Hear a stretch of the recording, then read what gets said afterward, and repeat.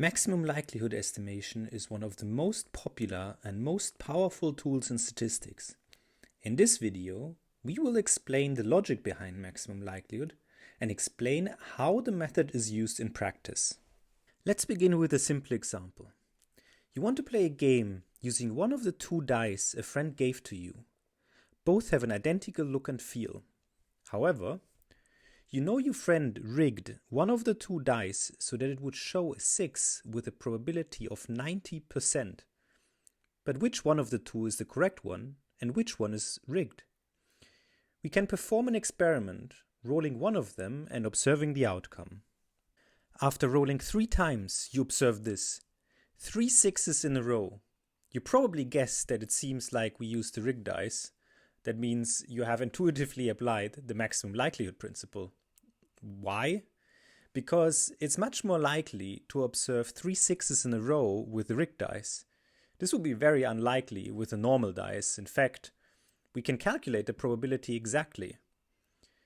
The probability of 1 6 is 90%, and hence observing 3 6s in a row has probability 90% to the power of 3, which is approximately 73%.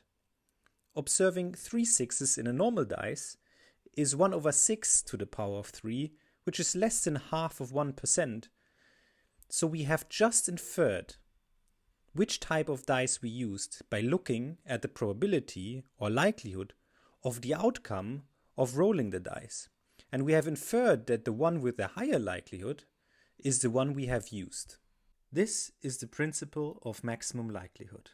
We observe some data and we calculate the probability of the data given the model, and we use this information to infer the model that makes the data the most likely.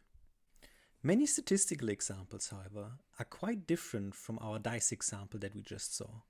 Instead, we usually have a density function, like this Gaussian bell curve, or also called a normal distribution, and we have to find a parameter, here denoted by the Greek letter theta, so as to best describe some observed data, x denoted by the red dot here. Unfortunately, the function f cannot be interpreted as a probability. Rather, it measures how many samples we expect in this area if we sampled repeatedly. A sensible approach is thus again to shift the density function so that the outcome is most likely. We can see how the likelihood increases when a distribution covers the observed data point better. We can extend the same logic to more data points. Instead of 1 data point, we can now see 4. Maximizing the likelihood again means to cover all data points as well as possible. For independent observations, we can achieve this by computing the product of the individual likelihoods. Having made sense of the intuition, how can we find the maximum likelihood estimate in practice?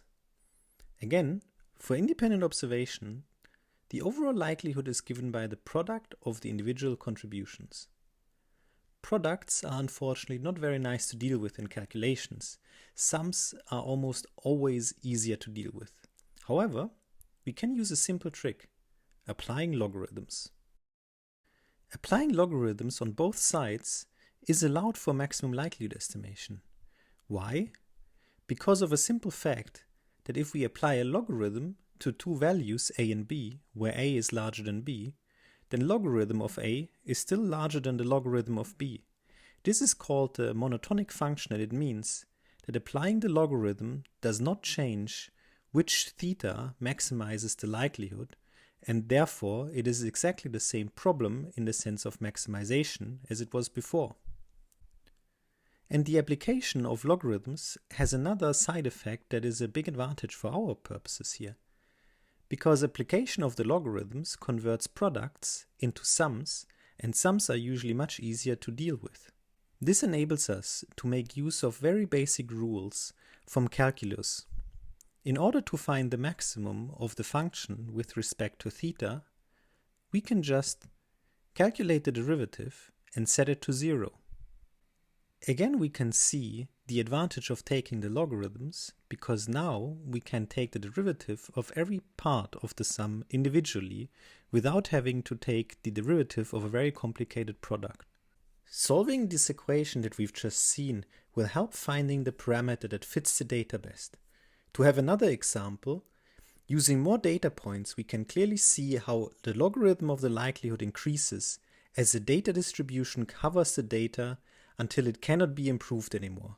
We have now found the maximum likelihood estimate. If you like this video, like or subscribe, follow me on Twitter, this would really help the channel.